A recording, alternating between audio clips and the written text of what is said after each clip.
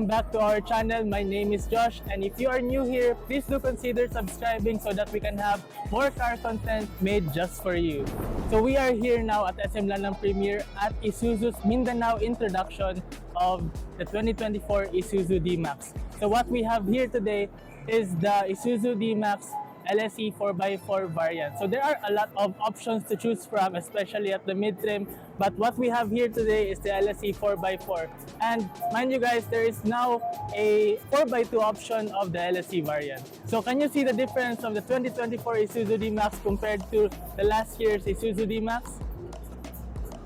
This year's D-Max, we do get new front grille that makes it look more tough, more robust, and more mean. So in this color, it makes the car's color more contrast and it makes it more pop. So we do have new LED headlamps with new DRLs and also LED fog lamps. Here at the side of the Isuzu D-Max, we have a new design for the over fenders. We get 18-inch alloy wheels with new design, which are wrapped with all-terrain tires. So you don't need to upgrade your tires unless you're going for the mud terrain. So down here, we have our side steps, and up top, we have our roof rails that can carry up to 100 kilograms of weight. So our side mirrors are power folding, and now we have cameras down here because this car now has a 360 camera feature. So what excites 4x4 enthusiasts and other consumers of the Isuzu D-Max is the new addition to this car. So as you can see right over here, this is the 4x4 now with differential locking system. So the differential locking system ensures equal power delivery to both wheels, enhancing off-road performance and stability. So more changes here at the side of the vehicle is that now we have a cargo sail, which I think adds character to the car. So let's move on to the back of the car and see what else has changed. So what's new to the back of the Isuzu D-Max is that we have now a new rear combination lights, which are 3 layers of lights. We still have our integrated rear bumpers, and we do get a rear camera over there for our 360 camera. The payload capacity of this car is at 1,000 kilograms, so the dimensions of the cargo bed will be flashed on the screen in 3, 2, 1. Right. So before getting inside the vehicle, I would like to show one feature that some of the consumers might benefit from. So as you can see over here, you can lift the seats and you can hang it over here at the headrest so that you can add more luggage, and you can also anyway, you can use the space here if you want to bring taller luggage or even bringing plants inside the car. So let's get inside of the Isuzu D-Max. So in here, it feels very spacious. It feels premium because the seats are wrapped in leather. So we have a center armrest over here with 2 cup holders for both of the passengers. So what else is here? We do get piano black plastics, which again I really don't like. So the head room, it's okay. It's okay for my height. So amenities back here, we have a hook, which is very useful, especially when I buy food from the calendaria. So we have 2 air conditioning vents over here for both of the rear passengers. So we have a charging point over here, but this time it is a USB Type-C port compared to the previous D-Max, which has a Type A port. So we have back pockets over here for your things, and yeah, so let's get to the front of the car. Malak na po din. So getting inside the driver's seat of the Isuzu D-Max, there are a lot of things to talk about. So the car is alarming because we do not have the electronic key with us right now. So in here, it still feels very spacious. There are a lot of things to talk about here.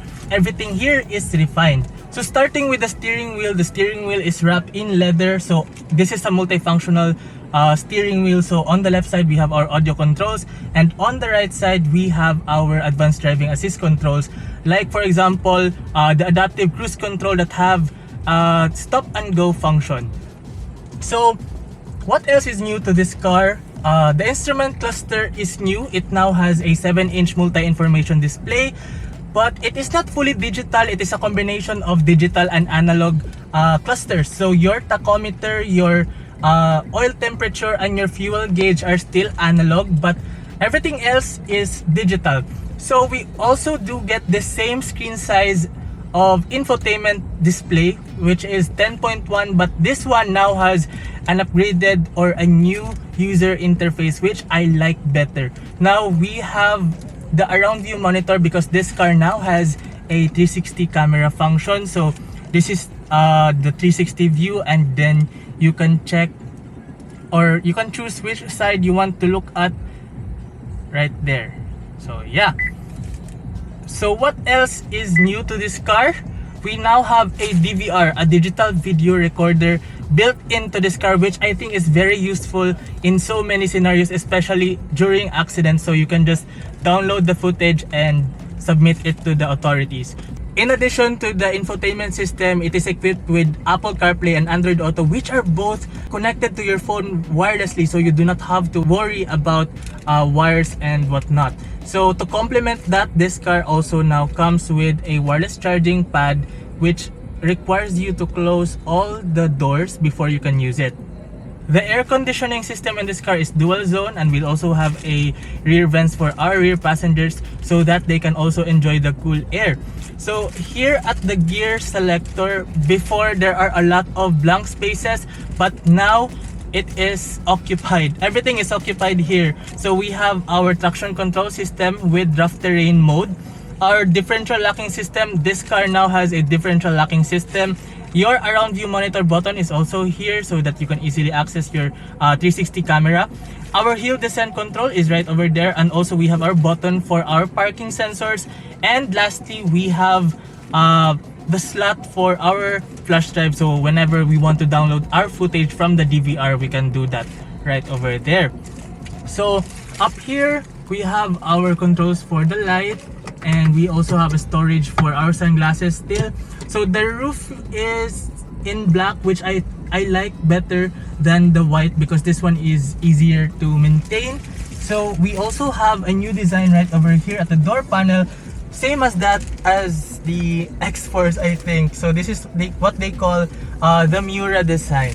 So we get piano black plastics right over here, which I really don't like because you get a lot of fingerprints on them. To continue, the controls for your side mirrors are here. So the side mirrors are not automatically folding, but they are power folding.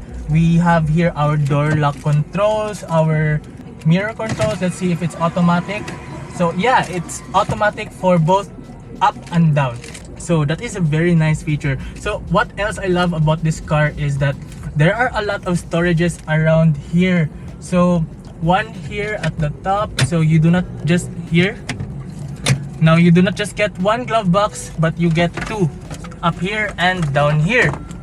So there is also a center storage here, which has a decent amount of storage, and you do get bottle holders on both of the doors. So one more thing, I love this, the cup holders on both sides by the air vents, which can cool your beverages and drinks on the go. So yeah, that's it. So the Isuzu DMax comes in two engine options, the 4JG3 TCX and the RZ4E. Now for this variant, this is powered by the 4JG3 TCX, which is a 3.0 liter engine that produces 190 horsepower and 450 Newton meters of torque.